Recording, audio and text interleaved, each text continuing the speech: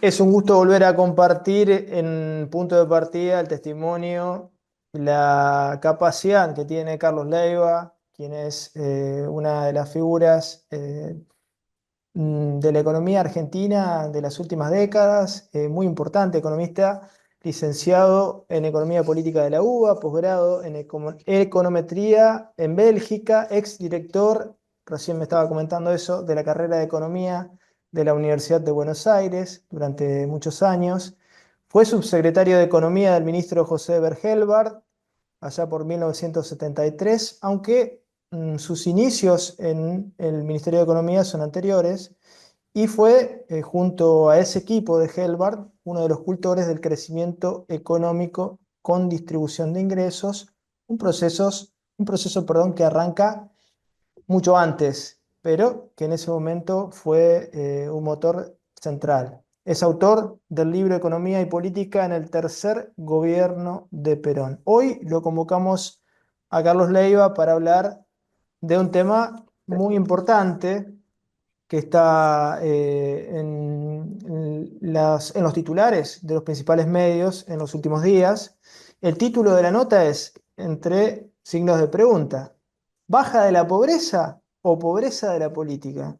¿No? Esto es lo que vamos a desarrollar a propósito de la estadística oficial que durante el segundo semestre de 2024 indicó que el índice de pobreza en Argentina cayó casi 15 puntos porcentuales para ubicarse en 38,1%, ¿no? Un descenso desde el 50% aproximadamente hasta el 38%. Hay que destacar que esta estadística solo incluye la población de 31 centros urbanos de la República Argentina, unos 30 millones de personas, poquito menos de las dos terceras partes de los habitantes de Argentina, que son alrededor de 47 millones de personas. Y la curiosidad de este anuncio se da en el marco de esta Argentina donde un 40% de la población no tiene vivienda propia, por ejemplo, y o dos datos para destacar. Entre noviembre de 2023 y septiembre de 2024, según datos de la Superintendencia de Riesgo de Trabajo, se perdieron alrededor de 12.000 empresas, 11.931 empresas para ser más exactos, y unos 220.000 puestos de trabajo, según el Sistema Integrado Previsional Argentino, o sea, estadística oficial, ¿no? Entonces, en este marco, el gobierno anuncia una reducción de la pobreza. Casi un milagro, Carlos. Sí. Bueno, en rigor, a ver, primero reconozcamos los datos del INDEC, son consistentes con la historia de los datos del INDEC. Lo que importa saber es si, como bien estás diciendo vos, desde el punto de vista contextual, ese número, ¿qué significa? Claro, Es obvio que el consumo está cayendo, es obvio que hay una baja brutal de la calidad del empleo, aunque no hubiera una enorme cantidad de desempleo, la calidad de empleo ha descendido. Eso significa que lo que antes era una persona en condiciones de trabajo que tenía una garantía de seguridad social, previsión y beneficios sociales que componen la vida cotidiana, a lo que nosotros llamamos nuestra calidad de vida, digamos, teóricamente quien perdería eso sería pobre respecto del conjunto. Digamos, en una sociedad capitalista donde la mayor parte son asalariados, supuestamente la condición de vida de los asalariados, que en la Argentina es la protección social, las vacaciones, el feriado, tantas horas de trabajo, el aguinaldo, todas esas cosas que componen el set de esta es nuestra calidad de vida, claramente con esa lectura, los que son pobres incluye a todos los que no tienen eso.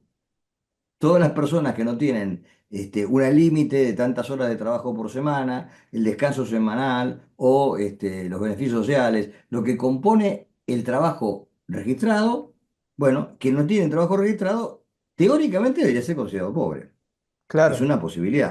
Otra avenida es cuáles son las condiciones materiales en las que una persona vive y juega su futuro. Es decir, desde dónde empieza su mañana, en qué lugar duerme, cómo está su agua caliente, sus servicios locales, en fin. Toda la descripción de lo que nosotros entendemos es la calidad de vida que pretendemos las personas que integran están incluidas en la sociedad en la que nosotros vivimos, porque no podemos gozar que está incluido una persona que vive en la calle, naturalmente. Sin Nadie dudas. diría que es una persona que está incluida, aunque esté autoexcluida, no importa, está excluida igual por su decisión, pero en general los excluidos lo son por el sistema que no puede incorporar, no digamos horriblemente que excluye, pongamos más suavemente porque no puede incorporar. Bueno, entonces está la avenida de la calidad registrada de la vida, la avenida de los bienes, de lo que se dispone, que van a conformar el punto de partida, sobre todo en los niños, ¿no? Es decir, ¿cómo llamaríamos a aquel chico que en esta estadística, y vamos a volver sobre eso, aparece como que no es pobre, pero sin embargo vive una vida plena de carencias? Por ejemplo, su sistema de baños no tiene cloaca o no tiene un agua que esté garantizada de calidad. Sí, Obviamente se sí, va a sí. enfermar. En fin, podemos llegar hasta el infinito. Quiero decir con esto que cuando hablamos de esa estadística de pobreza, que nos sirve como una guía, no estamos describiendo en rigor de verdad las condiciones de pobreza en los que viven los argentinos. Y entonces puede suceder que explote a 15% más o baje a 15% menos, simplemente por una canasta medida arbitraria con el nivel de precios de un determinado momento. Esto implica dos cosas, Luis. A ver, hagamos una lectura, porque todas las cosas hay que leerla en su trayectoria, ¿no? Si no, no tiene sentido un juicio equilibrado. La Argentina perdió el rumbo de la inclusión hace muchos años, no ahora, no es Milei el autor de la exclusión en Argentina, para nada. La Argentina viene en un sistema, la transformación de su sistema económico, que de haber sido el sistema más inclusivo de toda la América Latina, cuando tenía solo 5% de pobreza, 4% de pobreza, 6% de pobreza, cuando tenía casi pleno empleo, casi registrado, Sí, sí. 2%, 3% de desempleo, cuando tenía la clase media más numerosa de la América Latina, que se acompañaba de, por supuesto, la producción de literatura, de todas las grandes editoriales de habla hispana radicadas en el país. Era un país que tenía un sistema que garantizaba que esas cosas sucediesen y que sucediesen cosas como la gente se ha olvidado. Yo te voy a decir algo que, bueno, a lo mejor en el interior de la provincia de Santa Fe no lo vivieron, pero sí en la ciudad de Rosario con seguridad. En la década del 70, la gente caminaba por las calles de las grandes ciudades y había un cartel que decía banco tal, privado, este departamento se vende a 15 años en cuotas mensuales en pesos y se entra él con el 10 o el 15% del valor del inmueble. Pero eso era llenas las ciudades de esos carteles porque realmente la enorme capacidad de la industria de la construcción, el financiamiento bancario privado, no el banco hipotecario, permitía que la clase media se consolidara en condiciones habitacionales aspiracionales. Esto era un escenario Perdón, es interesante la anécdota que está contando Carlos porque uno tiene la idea, más acá en el tiempo, ¿no? Que la única forma de acceder a una vivienda era a través de esos créditos casi regalados del banco hipotecario de la época de la dictadura, que terminaron fundiendo el banco hipotecario precisamente, ¿no? Y lo que está contando usted es central, porque habla de un sistema económico que no nace en los 70, obviamente, nace mucho antes. naturalmente, pero ese es lo que vivíamos. Era un Claro, sistema productivo que había logrado generar esas condiciones. Obviamente yo lo viví, vos lo viviste, la historia lo ha olvidado y ha decidido olvidarlo, porque incluye a muchos gobiernos previos, sí. ¿no? Pero digamos, esto es la realidad, donde camines en las grandes ciudades y veas un conjunto de edificios, 10, 12, 15 pisos de clase media acomodada inclusive, y por supuesto de clase media baja, y bueno, todo eso se vendió en cuotas de bancos privados. El Banco de Galicia hacía edificios. Es decir, en realidad no los hacía, es una empresa constructora, ellos lo financiaban, la cosa funcionaba. A lo mejor tenía consecuencias desde el punto de vista financiero el día de mañana, no lo sé, no puedo afirmarlo, pero seguramente habría algunos problemas. Pero la realidad material es que vos comprabas una casa, sin que intervención pública, sin ningún subsidio, simplemente de mercado. Los campos, quiero recordarte, se vendían en pesos a 3 y 5 años en la década del 70. Salía en el diario. Oferta de campo en Olavarría, 5 años. Era lo normal. Claro, no había fuga de capitales todavía. El total del dinero argentino, de residentes argentinos en el exterior, era un tercio del nivel de las exportaciones. Nada, absolutamente nada. Hoy son casi 400.000 millones de dólares. Estoy hablando de, el equivalente sería de hoy, haciendo la cuenta, 25.000 millones de dólares. O sea, el excedente quedaba acá y se convertía en edificios, departamentos, bla, bla, bla, lo que fuere. Bien, no me estoy distrayendo. No, no, Estoy no. diciendo que en la medida que los sectores medios Sí, sí. empezaron a quedarle vedados esos accesos, se fue Claro. agolpando en el núcleo duro de la pobreza una enorme cantidad de gente que está en el límite. Obviamente, como todos sabemos, como el índice de la pobreza es una canasta contra un nivel de ingresos, si un tipo gana un peso más que lo que cuesta la canasta, dejó de ser pobre, lo cual es una ridiculez. Si gana un peso más, no es pobre. No, está en el borde. Está en el borde, está ahí. Entonces pasa que con el movimiento de la tasa de inflación, si crece mucho, bueno, como un río que creciera mucho, las márgenes que nos parecía que tenía ese río que estaba, salta las márgenes. La pobreza salta y se hace 50 y pico. ¿No? Bueno, pero es porque se corrió el margen, porque el tipo Sí, está al sí. borde. Ahora no dejó de estar al borde porque haya mejorado su nivel de ingresos relativamente.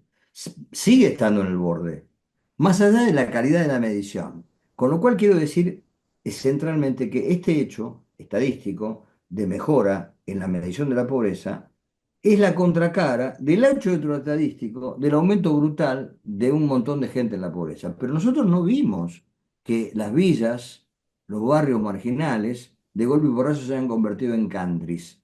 Porque para que 10 millones de personas salgan de la pobreza, quiere decir que hay 10 millones de personas que antes vivían en una villa y esa villa ahora se convirtió en un country o en algo parecido.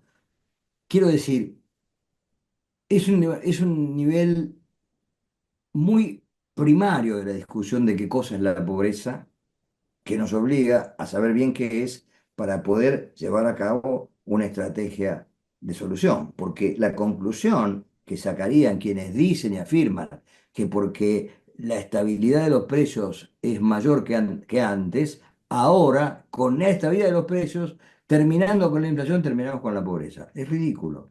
Porque terminando con la inflación no terminás con la pobreza, porque la pobreza no depende solo de una tasa de inflación, sino que depende de un hecho material muy anterior. Depende de las condiciones estructurales de una sociedad y cómo organiza su trabajo. Porque lo principal en la obra de un gobernante es la creación de trabajo. ¿Qué trabajo? Un trabajo productivo, un trabajo que genere la dignidad de la persona y que, si querés, desde el punto de vista filosófico o ético, que contribuya a la creación, que es lo que finalmente de eso se trata, ¿no? Sí, Es sí. un don que los seres humanos tenemos, que no tienen los animales, de poder contribuir a crear un mundo mejor, porque no estamos pasando la miseria, sino que estamos generando la satisfacción de la vida, recrear la vida, en fin, todas las cosas que tienen que ver con qué cosa es el trabajo entendido como parte componente esencial de la vida humana. El hecho de quitarle a un ser humano la capacidad de crear con su trabajo es como mutilar físicamente a una persona. Entonces la pobreza en realidad es la contracara de una sociedad que es capaz de mutilar las capacidades de realización personal de muchas personas. Y eso no puede depender solamente de la tasa de inflación, porque esa tasa de inflación que sube y baja nos manda al 50% y después al 38%. No tiene sentido, es el borde. Lo que sí ofrece la estadística, para ser darle valor a esos números que son muy precarios de todas Claro. maneras, todo es posible, la realidad es que desde aquel tiempo en que solamente el 5% quedaba fuera de ese margen, que eran considerados pobres, hemos pasado en los últimos 50 años a no haber podido descender nunca del 25%. Es decir, el núcleo duro finalmente termina siendo 25 y el margen es del 25%. O sea, puede ser 50, puede ser 25. Y lo más importante no es medir el porcentaje, sino la cantidad de gente que vive en la pobreza. Porque el número no nos dice nada. Lo que nos dice cualquier número, si somos 45 millones de habitantes y la pobreza es el 40, estamos hablando casi de 20 millones de personas viviendo en la pobreza. Contra O, un y peor, millón a lo sumo en aquel entonces, en 1973, 74, ¿no? absolutamente. Si el número de personas y el crecimiento de la población es patético, porque siendo el 25, que sería el núcleo duro de la pobreza estructural, estamos hablando hoy prácticamente de 12, 13 millones de personas. Este, es es un ejército incalculable. Ahora, ¿cómo se produjo eso? Bueno, obviamente eso es producto de una desatención, porque no es que dicen, todo el mundo repite, la Argentina tiene capacidad de alimentar a 400 millones de personas, no sé, puede ser. Lo que no tiene es capacidad de distribuirla, esa comida que produce. Uno no debería ufanarse. Es como el tío patilludo, uno no puede ufanarse que produce comida para 400 millones y no sabe cómo distribuirla. Ahí hay un problemita, ¿o no? Digamos, si produzco tanto, ¿no? ¿Cómo es? Y bueno, justamente ese es el problema. La economía es producción, distribución y consumo. El tema es la distribución. ¿Cómo organizamos la distribución? ¿Qué valores sociales están implicados a partir de ahora para esta cifra de pobreza? Esta cifra de pobreza no es producto de una satisfacción, todo lo contrario. En dado caso, es una señal que nos dice, aunque seamos los más ortodoxos, aunque eliminemos el déficit fiscal, supuestamente si hubiera sido así, igual todavía estamos arriba del núcleo duro de la estrategia, de la estructura de pobreza en Argentina. Y obviamente ese núcleo duro es una cosa insultante para un país de las condiciones de la Argentina, un país vacío, lleno de potencial productivo. Algo estamos dejando de hacer. Y eso es lo más grave de todo, ¿no? Y a A mí me parece propósito, tremendo. sí, sí, Sí. y a propósito, Carlos, de esto que estamos dejando de hacer, ¿no? Porque estamos describiendo, usted está describiendo la situación de la población, la pobreza, pero está la pobreza de la política, ¿no? Como decíamos al principio, como, digamos, una base sustancial de esta situación, ¿no? Sin pobreza, sin una política pobre, no puede haber tantos habitantes de Argentina, tanta población arrojada al vacío, ¿no? Mira, Luis, yo creo que la pobreza de la política, de verdad, una nota que lamentablemente quizás pueda recordarla, hay un pensador francés que se llama Emmanuel Mounier, que es el autor del pensamiento personalista. Eh, Se cumplen este año 120 años de su nacimiento. Y sin embargo sigue existiendo todavía la revista Esprit en Francia, que es una revista.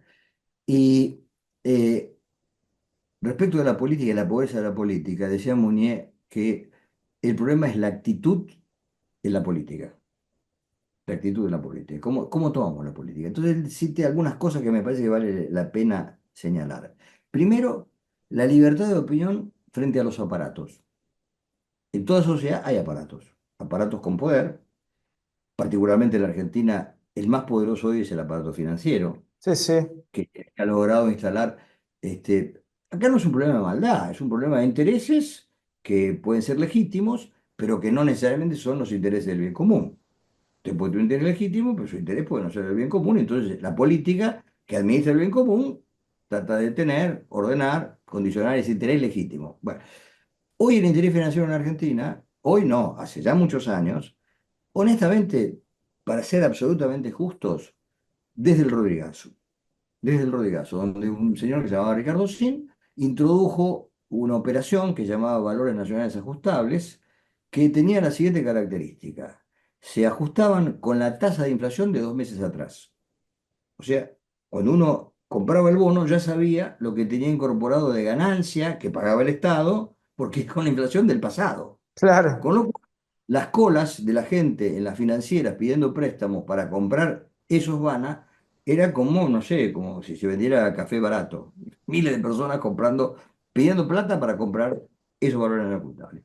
A partir de ahí nace en la Argentina una conciencia financiera muy grande que, por supuesto, se bendice con la tablita de Arriazu en la época de Martínez de Oz, y es una gran carrera entre gente apostando mediante mecanismos de los más alambicados a comprar pesos para convertirlos en dólares y ganar ganancias extraordinarias. Lo que estamos viviendo hoy con Luis Caputo, que también hizo su patrimonio de esa manera, es decir, haciéndolo sin producir nada, simplemente interviniendo y cambiando, te doy esto por aquello, te doy esto por aquello, es la clásica teoría del tipo que compra el pescado y finalmente, bueno, el asunto no era el pescado, que ya está podrido, sino en cambiar una cosa por la otra. Este mecanismo, Perverso, digamos, ¿no? Y antiético.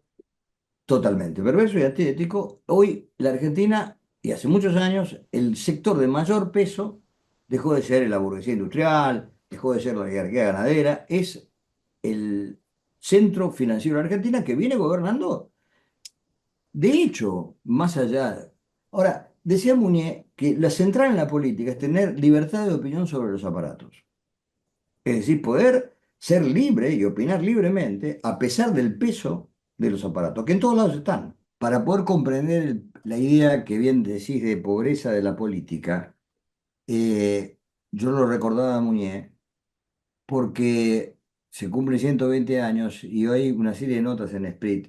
Y en una de ellas, un autor, Jacques Le Goff, señalaba eh, un dato muy importante para tener, digamos, lo que es la verdadera dimensión de la política, ¿no? La primera cuestión es la libertad de opinión frente a los aparatos. Claro, Yo describí lo que era el aparato financiero, lo que es el aparato financiero en la economía argentina, por cierto, unido a la debilidad del resto de los aparatos, porque, digamos, está claro que lo que podemos llamar es la burguesía industrial o el interés industrial en Argentina, su voz es muy baja, no, estamos atravesando enormes crisis y sin embargo ni siquiera es una noticia en los diarios. ¿Sí? El movimiento mínimo de una tasa de rendimiento de un bono es producto de un comentario de media página. Eso habla de qué está mirando la sociedad, pero también está mirando cómo pesa sobre la política y como pese el hecho de que se hayan aplicado sistemáticamente, cualquiera sea la ideología de inicio de los que hacen política, la misma política sistemáticamente durante tanto largo tiempo. Se repite de claro. distintas maneras, pero es la misma política. Eh, Uno podrá protestar que son de otro, no, no, pero la realidad objetiva es la misma política. Es decir, ¿cuál es esa política? Una falta de libertad de opinión sobre el peso de los aparatos, periodísticos, financieros, lo que fuera. Yo voy a poner un pequeño ejemplo, menor, absolutamente Ese, menor, pero que uno lo puede levantar a nivel de municipio. En el municipio de Escobar gobierna el peronismo kirchnerista o kicilofista, no sé, pero sí, gobierna sí. el peronismo. Y hay concejales de todos los partidos, hasta de la Libertad Avanza. Por unanimidad, prácticamente la noche anterior a la Navidad del año pasado, votaron la instalación de un bingo en un lugar absolutamente residencial, al lado de dos escuelas, colegios de menores, y al lado de un instituto que lucha contra las adicciones. Increíble. Una cosa colosal. Son 40.000 metros cuadrados que va a significar, digamos, un masazo en una zona totalmente desurbanizada, en el medio de un lugar que es árboles y quintas o lo que fuera, una zona residencial. Ahora bien, ¿quién es el dueño del bingo? Angelici. ¿Quién es Angelici? El patrón del radicalismo. Pero ¿quién es el socio de esa operación? Ritondo. Entonces uno dice, la libertad avanza, el PRO, los radicales, los peronistas y hasta el vecinalista, frente al peso del aparato, uno de los aparatos más importantes de la Argentina, el presente, el juego, se rinden. El juego hoy, uno de los concesionarios, usted sabe que el juego es una concesión pública. Ese, Nadie, muy bien. Uno de los concesionarios domina al concedente. Domina el consciente, es automático. Lo contaba muy siempre Julio Bárbaro, ¿no? Que cada maquinita de Palermo rinde no sé cuántos miles de dólares, bueno, y así se sucede a lo largo del ancho país. Importante, aparatos. Hay que identificar los aparatos que pesan en la vida colectiva y uno espera de la política, primero que nada, la libertad de opinión respecto a los aparatos. Porque si su opinión va a depender de la opinión del aparato, es decir, no me importan las adicciones, no me importa la proximidad de los colegios, no me importa la ecología, no me importa el urbanismo, no me importa nada. Me importa que el señor Angelici decide que voy a poner el bingo acá y acá lo pongo con el voto de todos. Que no haya una sola disidencia. Muy importante. Es un ejemplo menor de un pequeño municipio, se repite a lo largo y ancho de todo el país. Si la política no tiene esa libertad de opinión, Después vemos cómo se nutre esa libertad, pero es imposible que haya política. La segunda cuestión es la correlación entre las convicciones y el comportamiento. Cuando uno escucha de Loredo, un diputado radical, que es el presidente del bloque de los radicales, hacer un alegato extraordinario, es un gran orador, un orador universitario clásico, ¿no? De la universidad, dirigente universitario típico, muy buen orador.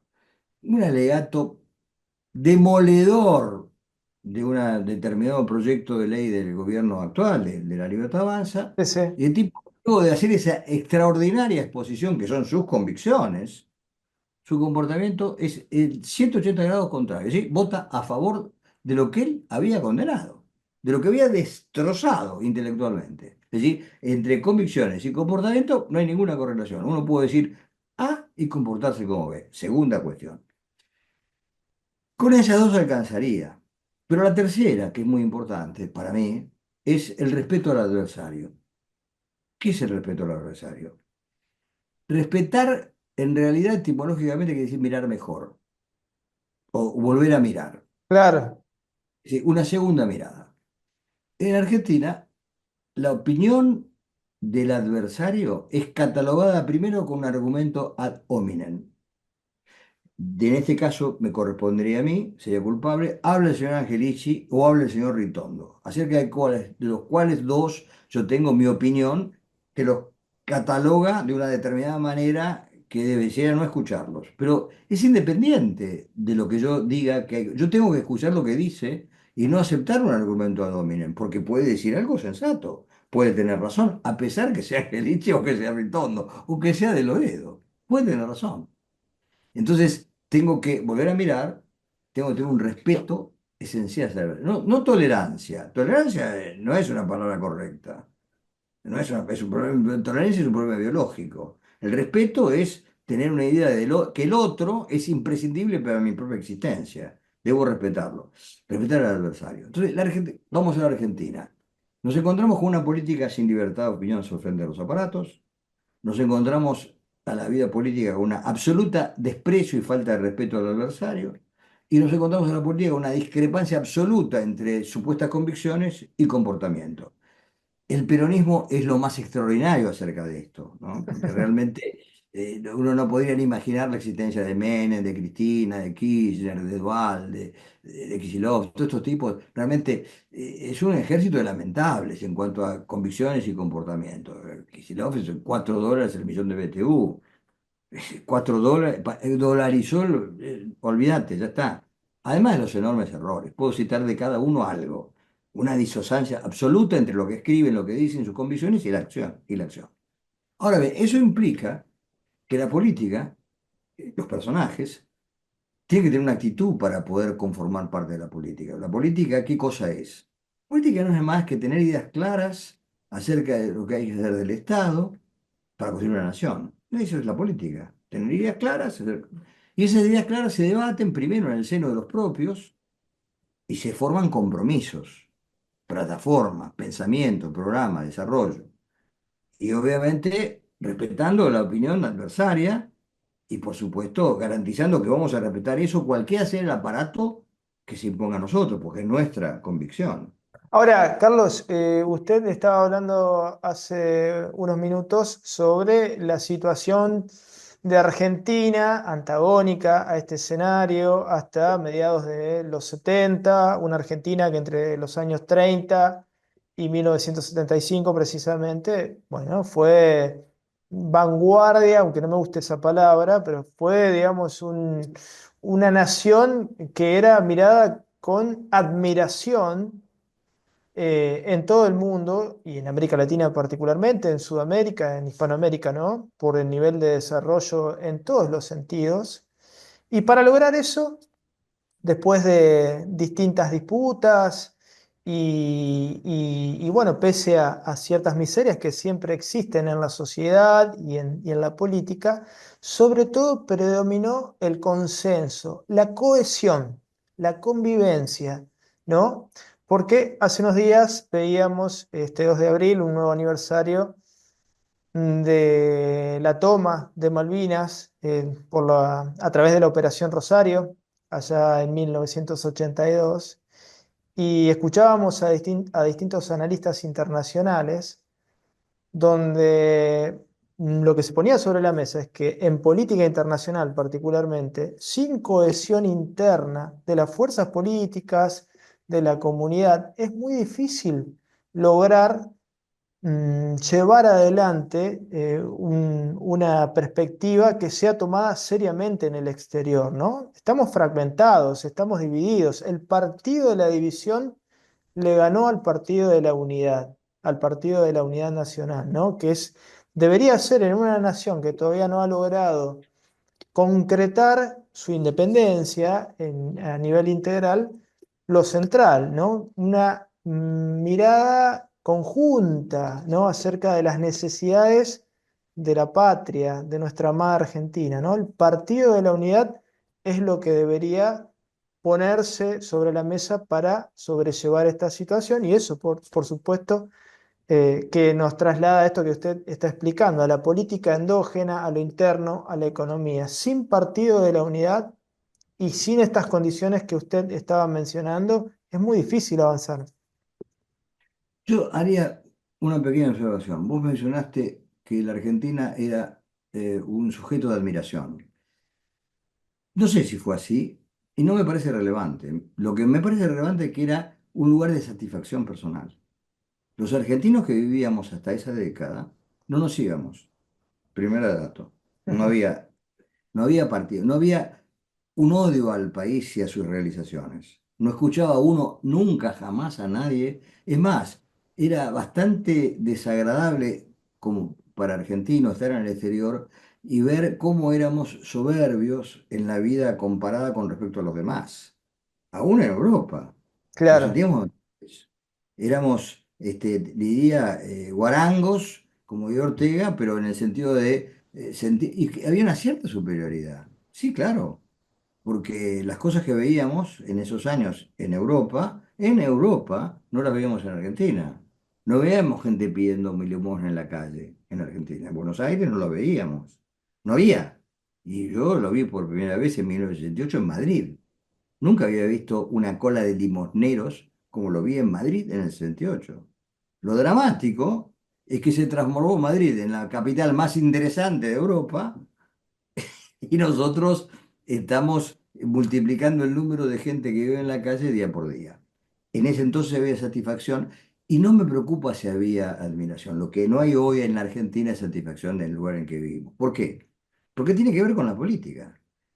Porque de alguna manera el ejercicio, como decíamos recién, de pensar ideas para el Estado construir una nación, tuvo tres falencias. En primero, no se piensa. En Argentina, si hay algo que ocurre es que no se piensa, se improvisa, se actúa de inmediato, en todo, en un homenaje, en un discurso, en una norma. Es una impronta, ya vamos. Ramal que para, ramal que cierra. Hasta esa enormidad, por decirlo, sí. Una inversión de 100 años, ramal que para, ramal que cierra. Nadie pudo haber pensado eso. Nadie claro, pudo haber pensado eso y podía ser la lista infinita, ¿no? Nadie haber pensado privatizar, o mejor dicho, primero privatizar YPF como se privatizó, y mucho menos volverla a reprivatizar con los esquenazis como se reprivatizó. Digamos, si lo pensó, es un pensamiento maligno porque con bien común ahí no entra. Y aún la estatización que se hizo YPF también tampoco entra con bien común, porque pagamos 12.000 millones de dólares de deuda por esa empresa y estamos a punto de tener que pagar 16.000 millones porque lo hicimos mal sin cumplir el reglamento. Habla de improvisación permanente. Todo esto que nos ocurre es improvisación. No hay un pensamiento ordenado. Ahora, ¿por qué no hay un pensamiento ordenado? Porque no hay lo que se llama, digamos, una comunidad de pensamiento, una universitas. ¿Dónde está el cenáculo de brillantes intelectuales de todas las disciplinas que piensan la plataforma de un partido político? Que coincide en una cosmovisión del mundo y proponen a la sociedad esta idea. No hay. Los partidos van sin plataforma. No hay un grupo de tipos que la pensaron. Hace años. Yo viví épocas en que los partidos, una posición a tomar frente a un hecho implicaba un documento de una Junta Nacional, que había 4 o 5 documentos que se escribían, y los diarios los publicaban, Claro. fundamentaban una posición. Eso desapareció. Ahora lo Es decir, importante, Carlos, es el marketing, más que el programa. bueno, paradójicamente para mí el que fundó esto fue Dualde, ¿no? Porque Dualde se enamoró de las encuestas. Dualde lo conoció a Julio Aurelio, que venía de España de hacer encuestas exitosamente, tipo muy, muy inteligente, y vio que Julio hacía encuestas que le contaban lo que la gente pensaba. Y entonces la Argentina tuvo la desgracia de invertir la política. Porque en realidad el político es un pedagogo, le dice a la gente lo que hay que hacer. Y ahora el político es un tipo que ve una encuesta y repite lo que la gente piensa que hay que hacer. Y la gente, está bien, podrá tener ideas generales acerca de las cosas, pero son ideas simples, ideas en general irrealizables. Porque el estadista es el tipo que ve no los problemas que sucedieron a ver cómo los resuelvo, eso lo hace un intendente. El estadista es el tipo que ve los problemas que no ocurrieron y evita que ocurran. Ese es el tema. ¿Cómo podemos haber evitado esta tormulta de pobreza que nos condena? Que nadie lo pensó cuando pasó del 5 al 7, del 7 al 9, del 9 al 15, del 15 al 18, del 18 al 25, y cada vez era más gente porque la población crecía. Cuando las villas se expandían, yo no pude Google Earth, las villas, es una cosa asombrosa, Increíble. desde el año 5 para adelante es una cosa espeluznante. Nadie se detuvo a pensar objetivamente, y claro que no. Porque la Argentina es como que, bueno, esa inversión del pensamiento, las encuestas nos gobiernan, hay toda una profesión de gente. Las ciencias políticas son marketing hoy, ¿no? Lo hemos hablado recién. Bueno, Y entonces la gente, aparte, Carlos, perdón, la negación de de nuestra propia historia, ¿no? De nuestra propia esencia, de nuestra propia heredad histórica. Porque allí hay mucha riqueza, como usted mencionaba, bueno, en modelos que fueron exitosos en un montón de aspectos, que dieron muy buenos resultados. Podemos hablar de la generación del 80, cada uno en su tiempo, ¿no? Y en su contexto histórico, político, filosófico, social, económico, ¿no? La etapa de las primeras décadas del siglo XX, el peronismo, ¿no? El primer peronismo, que es un peronismo obvio. totalmente inclusivo y de donde surge también buena parte de la industrialización argentina. Y bueno, tenemos esas experiencias y también tenemos lo que está sucediendo hoy en el mundo, Carlos, ¿no? Porque es un mundo que brega por la reindustrialización. Podemos mirarnos en nuestra heredad histórica, pero también si aumentamos la visión periférica, no digamos a lo Messi o a lo Maradona, porque eso sería una visión periférica superior, pero si aumentamos un poco la visión periférica de lo que está sucediendo a nivel internacional, tenemos allí mucho para recoger también, ¿no? Por cierto. Bueno, el mundo hoy está muy complejo, una explicación cultural, política, económica en todo el planeta. En rigor, la demografía manda. La demografía manda. Y obviamente lo que nosotros como parte de la cultura occidental y cristiana, este, claramente hay una superioridad demográfica inevitable que viene del Asia y el África y esto es un hecho muy difícil de conducir y por supuesto no soy yo quien puede imaginar cuál es el problema y por supuesto tampoco cuál es la salida. Me supera.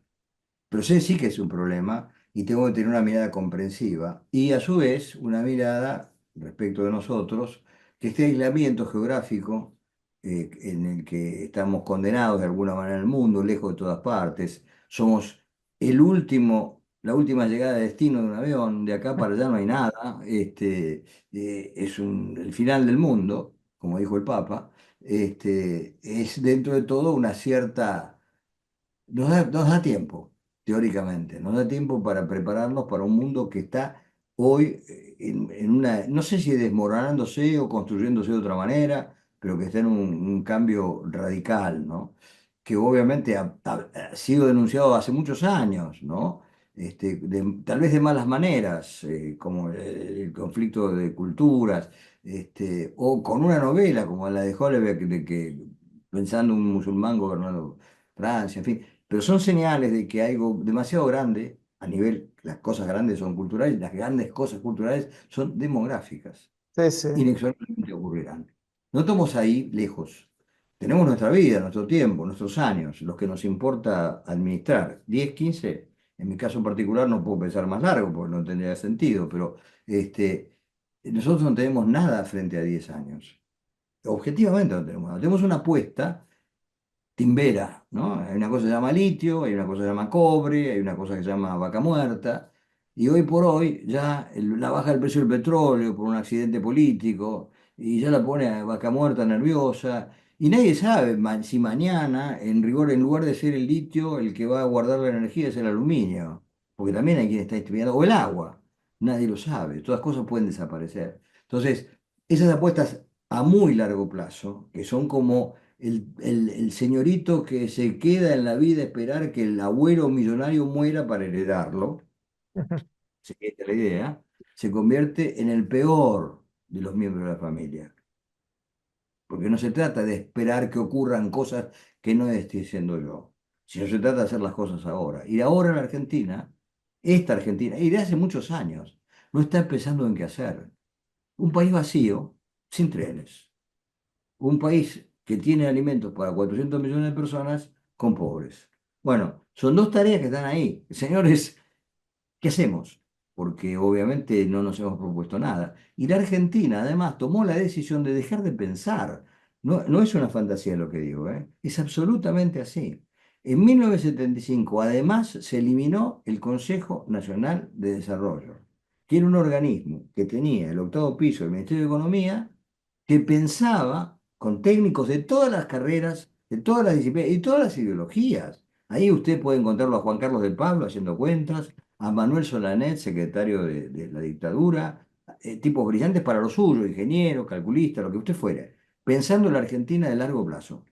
En todo terreno, por dónde va la energía, cómo hacemos con la hidroelectricidad, cómo van las rutas, trazando la Argentina, haciendo imposible que un demente diga ramal que para, ramal que cierra, o que la presidenta Cristina Kirchner hubiera querido tener un tren bala a Rosario, ¿no? Pasando por Varadero. Una cosa que uno no le entra en la cabeza que alguien puede haberla pensado realmente, con los recursos de la Argentina. Claro. Cuando, bueno, en fin, quiero decirle, la improvisación demoledora, permitir hoy por hoy, la gente que vive en la zona norte del Gran Buenos Aires tarda hasta 2 o 3 horas para llegar a la ciudad.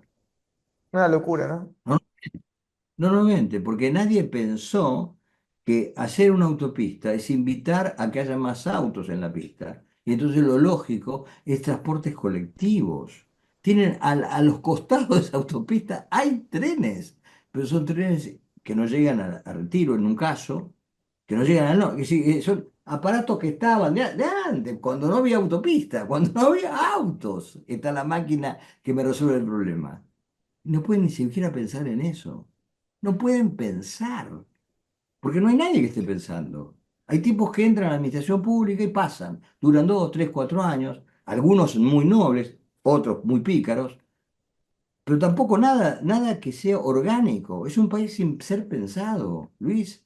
Eso es increíble, porque hay países que están, digamos, disfrutando de enorme bienestar, pero la cantidad de think tanks que piensan, oficiales o semioficiales, en el futuro de esos países es demoledora. Cientos de trabajos todos los días se publican en Francia, en Alemania, Pero además, todo el Carlos, tiempo. con las posibilidades que siempre tuvo y que sigue teniendo Argentina y América del Sur particularmente, que sigue siendo un territorio relativamente virgen en lo ambiental, Por con supuesto, bastante cohesión cultural, tenemos una lengua por común. ahora, Sí, sí, sí. tenemos una lengua común todavía, tenemos muchas cosas en común, no hay armas Pero nucleares, es que el pez se pudre por la cabeza, Luis. claro.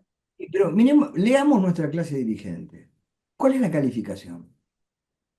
¿En dónde? ¿Dónde se calificaron? Desde el punto de vista de ser gente de Estado. Sus trabajos. La Argentina tuvo Perón no salió de un repollo. No, no, por Antes de supuesto. Perón hay enorme cantidad de pensamiento previo al peronismo que lo creó, de distintos orígenes, hasta de los Totalmente. conservadores. Alejandro Burgueses. Bunge. No, pero aún de la política, Solano de Lima, Sí, sí, Vicente Solano de Lima, que Perón le tenía una especial dedicación, ¿no? Uno lee lo que escribía en el año 41, 42 y se está anticipando a Perón 10 años. claro, claro. Era un clima, ¿no? Era un clima de Clima producción. y gente que pensaba y Sí, sí, escribía y imaginaba el país, tenía una pasión por contribuir a crear. Bueno, nosotros eso lo hemos perdido. Lo hemos perdido. ¿Cuál es el origen? Yo tengo mi visión, pero bueno, cada cual puede tener la suya, muy disruptiva, pero yo creo que hubo un quiebre, un punto de quiebre tremendo, tremendo, tremendo, que ocurrió en Argentina y del que no nos hemos vuelto a recuperar. Esa es la verdad. Todavía no. Quizás porque nadie ha tenido, digamos, la honestidad de reconocer el error, de decir esto ocurrió, de escribirlo, profundizarlo, pero ocurrió. Y bueno, está fuera de todo escenario, ¿eh? No hay nadie que imagine que fue por ahí. Y si alguien lo dice, seguramente va a ser muy mal interpretado. Pero esto empezó en un determinado momento, que se descompuso ese consenso que hablábamos al principio, de que la política era cualquiera sea el partido, las ideas, había un motor central, decimos los muchachos, no tenemos un motor que nos arrastre, ya el Imperio Británico desapareció, no nos arrastra más, no tenemos un lugar que alguien nos tire, como puede ser México ayer. Bueno, evidentemente, tenemos, no, por supuesto, Brasil no lo pudo ser nunca, nunca lo pudo ser, tal vez no lo sé, alguna vez, no lo creo. Bueno, tenemos que tener nuestro propio motor. Es muy difícil tener el propio motor. Es como andar en bicicleta. Bueno, pero para eso hay que pensar y tener una estrategia. La sin tuvimos duda. durante años y Carlos desapareció. Leiva, la verdad, siempre es un gusto escuchar sus reflexiones, compartirlas con nuestros oyentes tan necesarias, parte de un pensamiento integral, de la complejidad que nos debemos, con una escuela que viene de ese pensamiento integral, ¿no? Y que se necesita tanto replicar y compartir, ¿no? Sobre estas problemáticas que nos aquejan y que, bueno, ojalá en algún momento volvamos a, digamos, a solucionar de alguna manera sobre la base de la cohesión, sobre la base de la unidad nacional, que son todas cosas que todavía lamentablemente están un poco verdes, Carlos. Así Sí, que, o dormidas, o ¿eh? dormidas, o dormidas. O dormidas, o dormidas. Le mandamos un fuerte abrazo y gracias Gracias, por estos minutos. Que ande Pablo, bien. gracias por la invitación.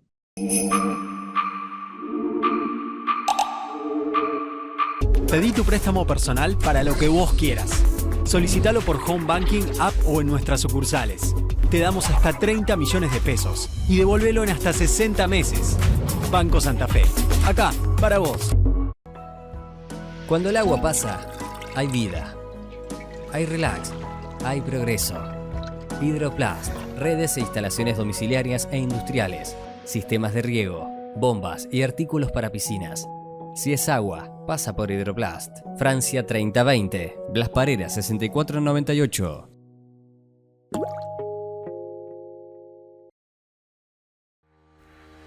Consejo Municipal de Santa Fe, 150 años. El consejo de todas las voces.